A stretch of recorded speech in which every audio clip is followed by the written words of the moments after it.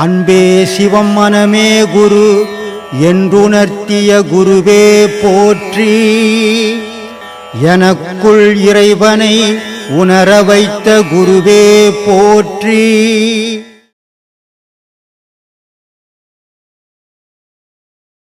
ஐயா கிட்ட கேட்க வேண்டிய கேள்வி என்னன்னா, மாணிக்க வாசகர் சொன்னாரு, என் நெஞ்சம் பொய், என் அன்பும் பொய், என் மனமும் பொய் அப்படின்னு சொல்றாரு. அப்படியேப்பட்ட மாணிக்க வாசகர் தன்னுடைய உடம்பை நான் பொய்யனுன்னு சொல்றாரு. அது எதுக்குன்னு ஐயா கிட்ட கேட்கணும், வேற ஒன்றும் கிடையாது. நெஞ்சம்ன்றது மனம், மனம்ன்றது மனம்.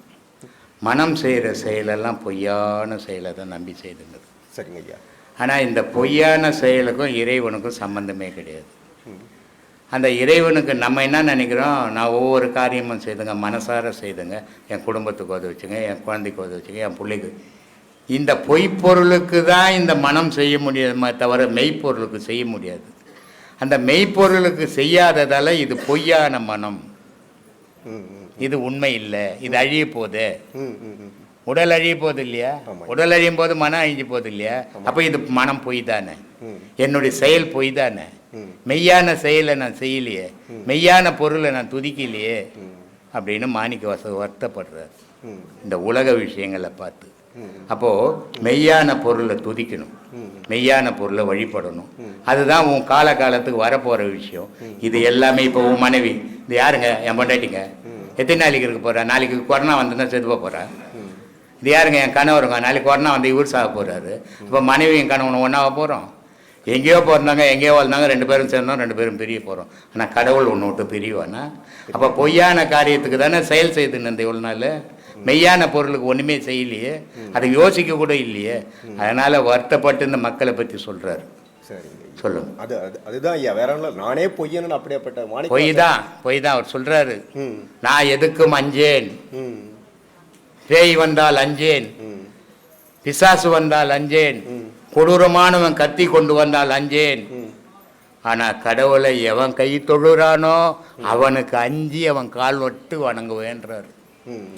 உலகத்தில் நான் எவனுக்கும் பயப்பட மாட்டேன்டா, எது வந்தாலும் பயப்பட மாட்டேன்டா. ஆனால் கடவுளை எவன் அஞ்சு கையால் தொழுகிறானோ அவன் காலடியில் நான் கிடப்பேன்டான்றான் மாணிக்க வாசகர் சொல்கிறார். அப்போது அப்படிப்பட்ட தூய்மையான பக்தியை பண்ணணும், தூய்மையானவனுக்கு அடிமையாக இருக்கணும். ஆனால் நம்ம செய்கிற செயலாம் இப்போ மெய்வாய் கண் மூக்கு செவி. இப்போ மெய்யினா என்ன அர்த்தம்? மெய்யின்னா உண்மை அறிதல், உண்மைன்னு அர்த்தம், உண்மைன்னு அர்த்தம். அப்போது இந்த உண்மையான பொருள் நிற்கலையே, செத்து போகுது, மண்ணுக்கு போயிட்டு. அது எப்படி அது உண்மைன்னு சொல்கிறோம் நம்ம? அப்போ நம்ம பொய் தானே சொல்லிக்கின்னு இருக்கிறோம். ஆமாம். அப்போது இந்த மெய் யாருக்கு? இது மெய். அஞ்ஞானிக்கு மெய் அடையாள பொருள். மெஞ்ஞானிக்கு இந்த அடையாள பொருள் மெய் இல்லை, உள்ளகிற உயிர் மெய். அதனால் அவன் சொன்னான், மெய்ப்பொருள் உள்ள இருக்குதுடா, பொய்ப்பொருளை தேடி தெரியுறியடான். அதனால சொன்னான் மெய் வாய் கண் மூக்கு செவின்ட்டான். இது 5 அழிய போகிற பொருள், உள்ளகிற பொருள், அழியா பொருள்ரா. அது மெய்ப்பொருள், இது பொய்ப்பொருள். அதனால சொன்னான், காயமே இது பொய்யடா, சிவ காற்றடித்த பையடா, மாயனாராம் குயவன் செய்த மண்ணு பாண்டம் ஓடடா. உளுத்த நரம்பையும் உளுத்த சதையையும் வெளுத்த நரம்பையும் இழுத்து கட்டிய கூடடா, நொந்த சோத்தையும் வெந்த காய்கறி போட்டடைத்த பையடா, காயமே இது பொய்யடான்னு அவன் மகான் சொன்னான். ஆனால் நம்ம என்ன சொல்கிறோம், இது மெய்ப்பொருள்னு நினைக்கிறோம். அப்போ நம்ம செயல் இந்த உலக விஷயத்தில் செய்கிறதெல்லாம் பொய்ப்பொருளை செய்துங்கிறோம். ஆனால் நமக்கு தோற்ற பொருளை தான், அதனால் அதை உண்மைன்னு நம்புகிறோம். எங்கேயோ தண்ணி இருக்கிற மாதிரி தெரியுது, தண்ணி இருக்குதுங்க, அப்போ தாகம் எடுக்குதுங்க, போனால் குடிக்கலாங்கன்னா அது காணல் நீர். அப்போ அண்ணாண்டு தெரியுது தண்ணி. இந்த வாழ்க்கையே காணல் நீர் மாதிரி தான் வாழ்ந்துன்னுக்கிறோம், எதுவுமே மெய் இல்லை. ஆனால் மெய்யை நம்ம தேட மறந்துடுறோம். காரணம் ஆசை என்ற மாயை மறைச்சிடுது. அதனால சொல்கிறார் இப்போ மாணிக்க வாசகர், மெய்யன்றது எல்லாமே இதுவாக தான் தெரியுது, பொய்யா தான் இருக்குது. சரிங்க. உன் புள்ள பொய்யா இருப்பதுப்பா.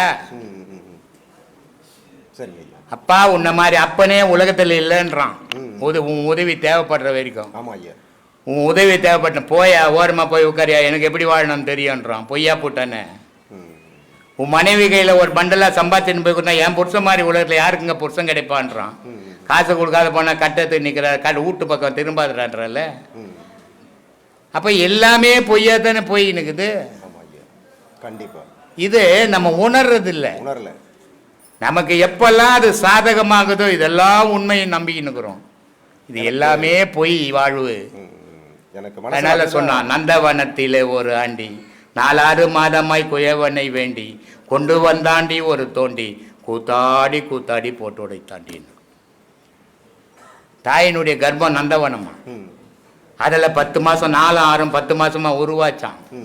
உருவாகி இந்த உலகத்துக்கு வந்து ஆடாத ஆட்டம் ஆடி ஒரு நாள் படுக்கையில் பட்டுக்குச்சான். என்ன பயனு? ஒரு பயனும் கிடையாது.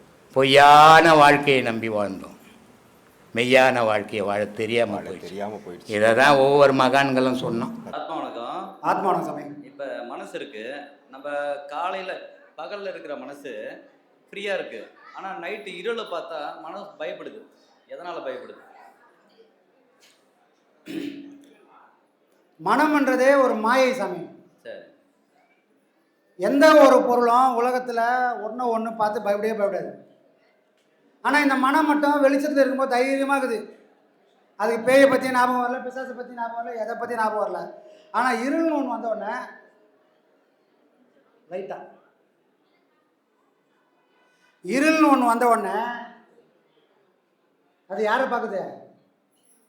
தன்னையே தான் பார்த்துக்குது. மனசுக்குள்ள பேய் இருக்குது, பிசாசு இருக்குது.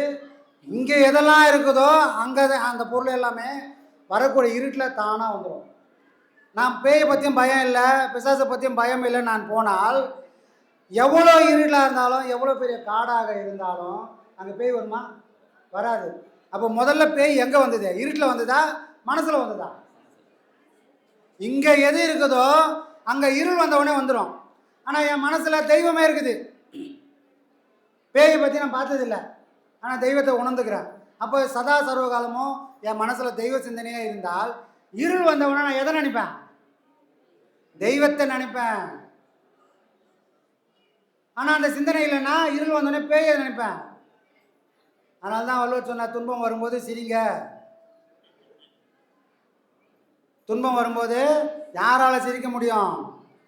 துன்பம் படாத போது யார் இறைவனையே நினச்சிருந்தாங்களோ அவங்களால மட்டும்தான் துன்பம் வந்தால் சிரிக்க முடியும்.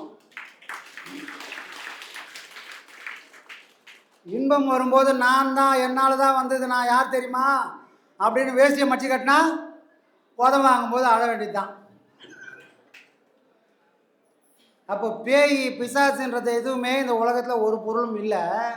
ஆனால் இந்த மனம் எதெல்லாம் உருவகப்படுத்துதோ அந்த பொருள் எல்லாம் இருளுக்குள்ளே இருக்குது.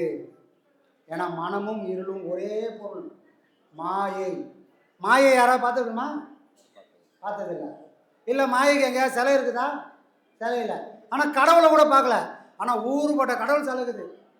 இதையும் பார்க்கல, இதையும் பார்க்கல. ஆனால் இது ஒளி வடிவமானது, அதனால சிலை வச்சுக்கிறாங்க. மாயைன்றதே பார்க்கல, ஆனால் இருள் வடிவமானது, அதுக்கு சிலையே கிடையாது. அதனால மனுஷனுக்குடைய உள்ளே இருக்கிற பொருளே வெளியே பிம்பமாக தெரியுது. அப்போ நம்ம எதை சரி பண்ணணும்? வெளியே போய் எந்த மந்திரவாதியும் கூப்பிட்டு வந்து பேயெல்லாம் ஓட்ட வேணாம். நானே ஒரு மந்திரவாதி உள்ளே இருக்கிற பேயெல்லாம் தூக்கி போட்டு இதெல்லாம் பொய்ன்னு நான் நினச்சிட்டேன்னு சொன்னால் அங்கே பேயே வராது. அதனால தான் காலம் ஃபுல்லாக ஐயா சொன்னார். என்னன்னாவே எவ்வளோ பேர் வந்து பேசி பார்த்துட்டாங்க. சாமி பேய் இருக்குதா பிசாசு இருக்குதா ஒரே தான் சொல்லுவார். செத்தவன் எல்லாம் பிறக்க போகிறான், பிறந்ததெல்லாம் சாவ போகிறது நிச்சயம். இங்கே நடுவில் எங்கே பேய் வந்ததுன்னு வரும். வேலையே கிடையாது. ஊரில் பிறந்தவொடனே வெளியே போய் புதைச்சிட்டோம். அங்கே புதைச்சவன் திரும்ப ஊருக்குள்ளே வந்துட்டான். நடுவில் இவங்களுக்கு எங்கே இடங்குது? பேயா உலகத்துக்கு இடமே இல்லையே. அப்போ பேய் பிசாசுன்றதெல்லாம் போய் ஏமாத்துற வேலை, மக்களை முட்டாளாக்கிறதுக்காக வச்ச விஷயங்கள். ஆனால் இன்றைக்கும் நிறைய பேர் முட்டாளாக்கிறதுக்கான முயற்சி எடுத்துக்கிறான். பேய் இருக்குதா, பிசாசு இருக்குதா அப்படின்னு பேட்டியும் கொடுக்குறான். யோகியே போயிட்டு கூடு விட்டு கூடு பண்ணி பேய் விட்டு வர்றாங்க. அப்புறம் என்ன பண்ணுறது? என்ன பண்ண முடியும்? காரணம் என்ன? மௌனம் பாட வாங்குறவங்களுக்கு பேய் பிடிச்சிச்சான். அது மௌனம் அடைஞ்சாலும் போயிட்டு பேய் ஓட்டு வர்றாராம். அதை போயிட்டு ஓட்டு வந்து கூட்டில் போட்டு அடைக்க வர்றாராம். இந்த மாதிரி கதை கூட்டு குரூப்பும் இருக்குது. அவர் பெரியமா மிகப்பெரிய ஆளாக இருப்பார் உங்களுக்கு. நம்மலாம் தப்பிச்சு பார்த்து ஒரு வழி சொல்லிட்டாருன்னா நம்ம பாட்டுன்னு போயிடலாம். இந்த கொடுமையெல்லாம் ஏன் கேட்க போகிறோம்? நிம்மதியாக நம்ம பாட்டுன்னு போயிடலாம். இந்த மாதிரி ஒரு மேடை போட்டு அந்த மாதிரி யாராவது கூட்டின்னு உட்கார வச்சு அப்படின்றதுக்குள்ளே ஏதாவது ஒரு விஷயம் பண்ணிட்டா எதுக்கு நான் பேட்டி கொடுக்கணும்? நானே பண்ணிட்டு போவேன். எல்லாத்தையும் உருவாக்கக்கூடிய ஒரு தெய்வம் கடைசி வரைக்கும் இதெல்லாம் நான் பண்ணலன்னே சொல்லியிருந்தார். ஆனால் ஒவ்வொருத்தரும் வாழ்க்கையிலையும் அவர் ஒரு விஷயம் பண்ணிக்கினே தான் இருக்கார். ஆனால் எங்கேயுமே நான் பண்ணலப்பான்வார்.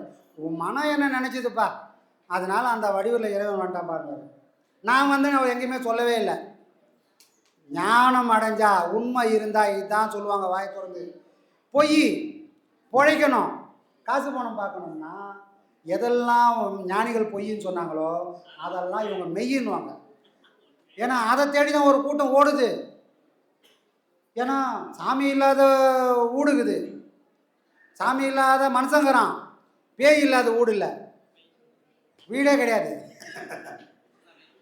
பேய் இல்லாத மனமும் இல்லை. அப்போ யாருக்கு கிராக்கி ஜாஸ்தி? பேய் ஓட்டக்கூடிய ஆளுக்கு கிராக்கி ஜாஸ்தி. அதனால தான் இதை தேடி போகிறான் சார். அதனால தான் ஐயா சொன்னார், படித்து பொய்யை தேடி போகாதீங்க, ஞானம்தான் மெய்யின்னு வந்துட்டீங்களா. அப்போ அந்த பாதையில் தெளிவாக இருங்க. சில விஷயங்கள் இல்லைன்னா சாவர வரைக்கும் அது இல்லை தான், திரும்பி கை கால் முளைச்சலாம் அது வரவே வராது. அப்போ ஒரு உயிர் எப்படி உருவாகுது? செத்ததெல்லாம் பிறக்கும். நிறைய பேர் ஐயா கிட்ட வரும், எங்கள் வீட்டுக்கார் செத்து போட்டாருங்க, என்னால் வாழவே பிடிக்கல, நானும் செத்து போயிடலான்னு நினைக்கிறேன். ஏம்மா உனக்கு எதனா அறிவு இருக்குதா இல்லையா? உங்கள் வீட்டுக்கார் செத்து போனார், ஆமாம் உண்மை தான், வேதனை இருக்கும், ஆமாம் உண்மை தான். ஆனால் அவர் பிறந்துட்டாரு, யாருக்கோ புள்ளியாக குறைஞ்சி நாங்கள் பால் குச்சிங்கிறாரு, என்ன பண்ணுவோப்பா? அவர் என்னைக்கு செத்தாரு இல்லையே. அப்போ இவ்வளோ பெரிய உண்மையாக வெளிப்படையாக சொன்னார். இங்கே மனுஷன் செத்ததே கிடையாதுப்பா, கூடு விட்டு கூடு பாஞ்சுங்கிற மாதிரி உருவத்தை மட்டும் மாற்றினே இருக்கிறான். யாரும் சாவலை, ஏன்னா செத்தவன் யாரும் இங்கே பிறக்க போகிற வேலையே கிடையாது. நான் மனசு சாவடிக்க தானே இந்த கலை பண்ணுறேன், அவன் செத்தவனே எனக்கு பிறவி கிடையாது. புரியுதுங்களா? அப்போ இதுதான் அடிப்படையான ஞானம் வேணும்னு போகிறவங்களுக்கு இந்த அடிப்படையிலே நிற்கணும். இந்த அடிப்படையை யாராவது உடைக்கணும் மீறணும்னு நினச்சா அது எல்லாம் பொய் வேஷம். அவன் ஊரை ஏமாற்ற வேஷம் போடுறான்னு அவங்கக்கிட்ட ரொம்ப ஜாக்கிரதையாக இருக்கும்.